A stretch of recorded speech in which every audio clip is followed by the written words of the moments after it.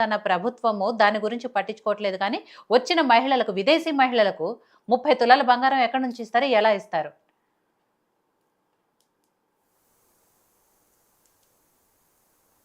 సంజయ్ రెడ్డి గారు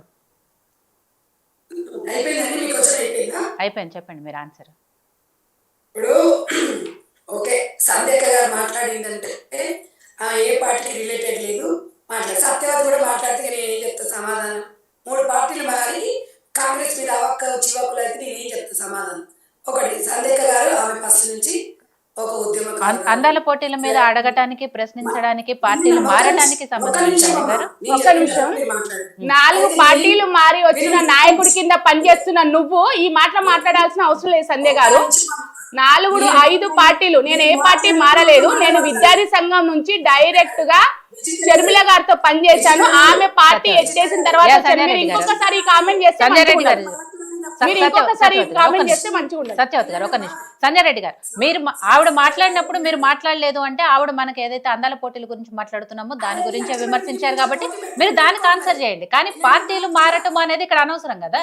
దానికి అందాల పోటీల గురించి ప్రశ్నించడానికో లేకపోతే ప్రభుత్వాన్ని ప్రశ్నించడానికో అది క్రైటీరియా కాదు. లేదు లేదు, మీరు పార్టీ పరంగా మాట్లాడండి. కానీ పర్సనల్ గా మాట్లాడితే ఆవిడ స్టార్టింగ్ లోనే మిమ్మల్ని అడ్డుకుంటారు. డెఫినెట్ గా ఆవిడే కాదు, నేనే మాట్లాడతాను. మీరు సబ్జెక్ట్ మీద మాట్లాడండి. మీ దగ్గర దాన్ని సమర్థించుకునేటువంటి సబ్జెక్టు మీ దగ్గర లేదు కాబట్టి తప్పుడు మాటలు మాట్లాడారు. పెద్ద పెద్ద నాయకులు, ఎమ్మెల్యేలు, ఎంపీలే పార్టీలు మారుతున్నారు. వాళ్ళ నాయకులే ఆహ్వానిస్తున్నారు. అది తప్పు లేనప్పుడు ఇక్కడ పార్టీలు మారడం అనేది ఎందుకు మాట్లాడాల్సి వస్తుంది? చెప్పండి సంజయ్ రెడ్డి గారు.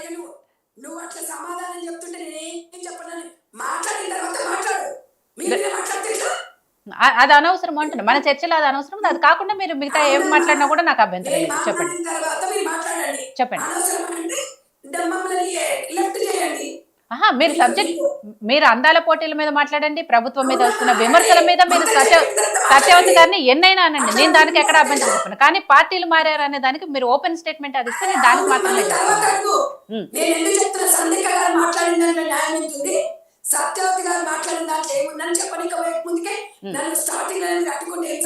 మీరు స్టార్టింగ్ లోనే అలాంటి స్టేట్మెంట్ ఇచ్చారు. మరి రైట్, చెప్పండి.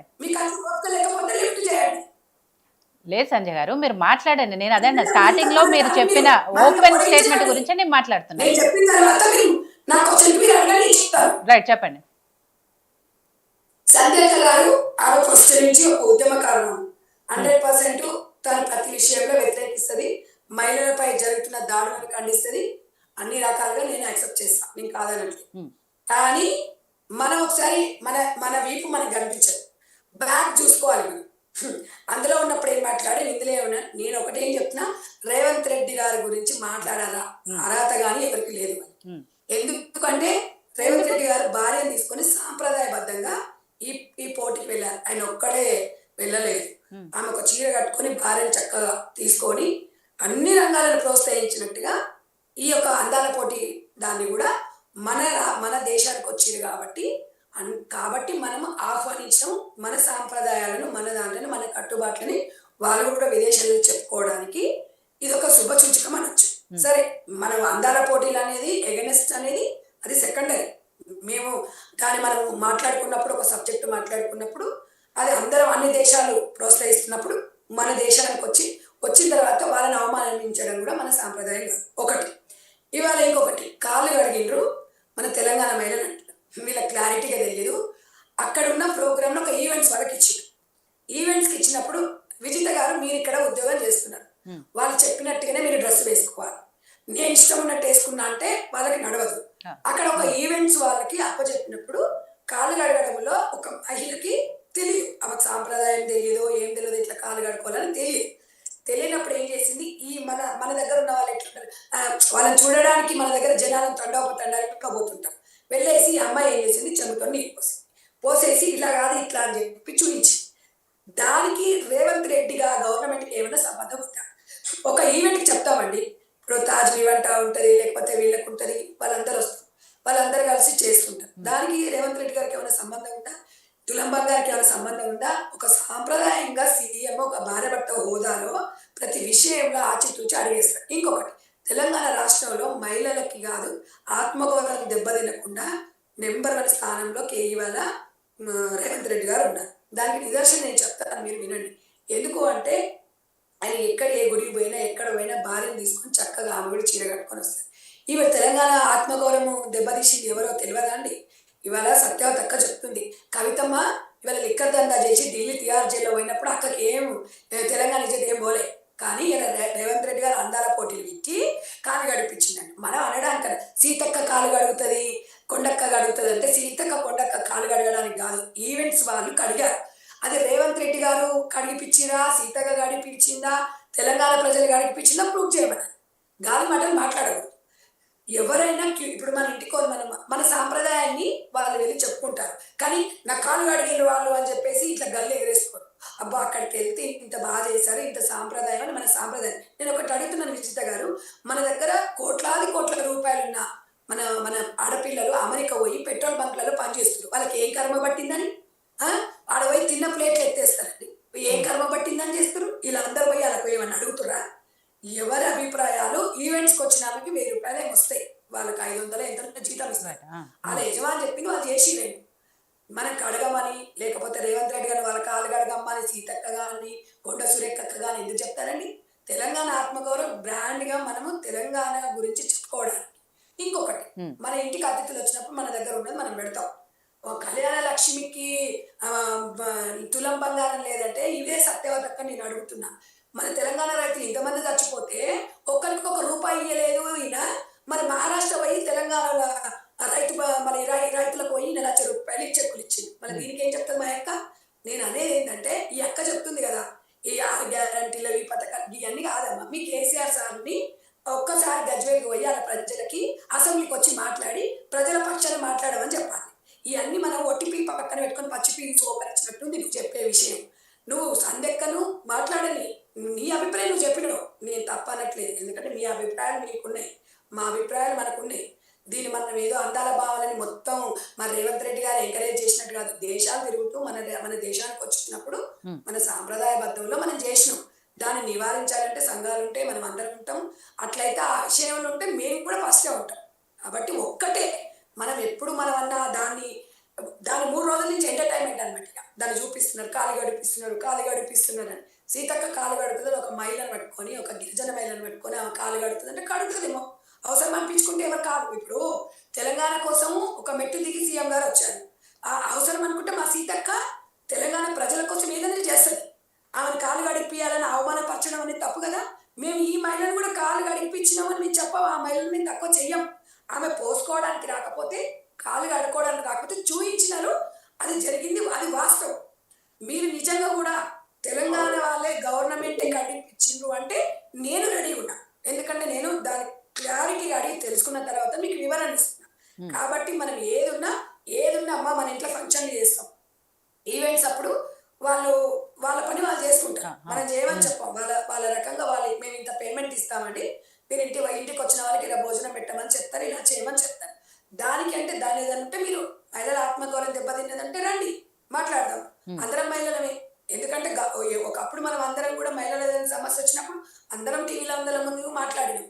నేను అనేది ఏంటంటే, మనం ఉద్యమంలో తెలంగాణ ఉద్యమంలో సత్యవతి గారు చాలా బాగా పార్టిసిపేట్ చేసి, తర్వాత వైసీపీలో పోయింది, తర్వాత టీఆర్ఎస్లోకి వచ్చింది.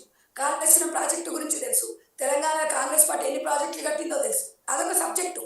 నేను అనేది ఏంటంటే, ఫస్ట్ నుంచైనా ఆది నుంచైనా సంధ్యక్క గారు ఎన్నో ఉద్యమాలు చేసిండ్రు, ఎన్నో అది చేసిండ్రు, ఇది తప్పని చెప్పింది. అత్యాచారాలు జరిగినప్పుడు ఎన్నో ఆమె జీవితం ఎంతో త్యాగం చేసింది. నేను ఆమె గురించి నేను అనట్లేదు, ఉండొచ్చు. కానీ మన దేశానికి వచ్చినప్పుడు మనము వాళ్ళను రెస్పెక్ట్ చేయాల్సిన అవసరం ఒక సీఎం బాధ్యత ఉంది. ఇవాళ క్రికెట్ కానివ్వండి, మీరు ఎవరైనా కానీ క్రీడా రంగంలో ఎక్కడైనా కూడా నేను ప్రోత్సహిస్తున్నాను. ఒక అందాల బామి పోటీలో పెట్టుకోవాల్సిన అవసరం పెట్టుకొని వాళ్ళ మీద బిజినెస్ చేయాల్సినంత దౌర్భాగ్య స్థితిలో తెలంగాణ ప్రభుత్వం లేదు. ఆ అవసరం రేవంత్ రెడ్డి గారు కూడా లేదు.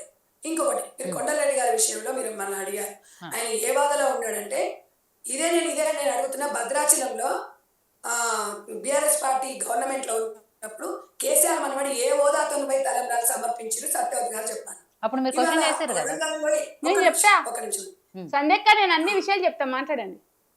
ఓకే. అయితే నేనేమంటున్నామా అంటే కొండలరెడ్డి గారు గతంలో కూడా సీఎం గారు చెప్పినప్పుడు ఒక మాట చెప్పారు సీఎం గారు. మా తమ్ముడు ఏ వాదనలు వచ్చింది, మా అన్న ఏ వాదనలు వస్తుందంటే అక్కడ నేను సీఎంగా ఉన్నాను కాబట్టి నా బాధ్యతలు తీసుకొని అక్కడ ప్రజలకు అందుబాటులో ఉన్నాయని అని చెప్పారు. నేను అనేది ఏంటంటే గతంలో ఏ హోదా ఉందని తెలంగాణ ఉద్యమంలో మనం ఇన్ని ఉద్యమాలు చేసినాం, ఇన్ని కేసులు మనకున్నాయి, మనకు ఒక్క ఉద్యోగం రాలేదు, మనకు ఒక్క అది కూడా రాలేదు. కేసీఆర్ కుటుంబంలో ఎవడు పోలేదు, 5 ఉద్యోగాలు వచ్చినాయి, 6 ఉద్యోగాలు వచ్చాయి, 1000 కోట్లు సంపాదించుకున్నాం. మన సత్యవతకు తెలుసు, నాకు తెలుసు, మేము కూడా ఉద్యమాలలో పాల్గొన్నాం, మేము కూడా కేసులలో పోయినాం. కవితకు సంపాదించుకుంటే మనం ఎందుకు సంపాదించలేదు, మనం కూడా ఒకసారి ఆలోచించాలక్క.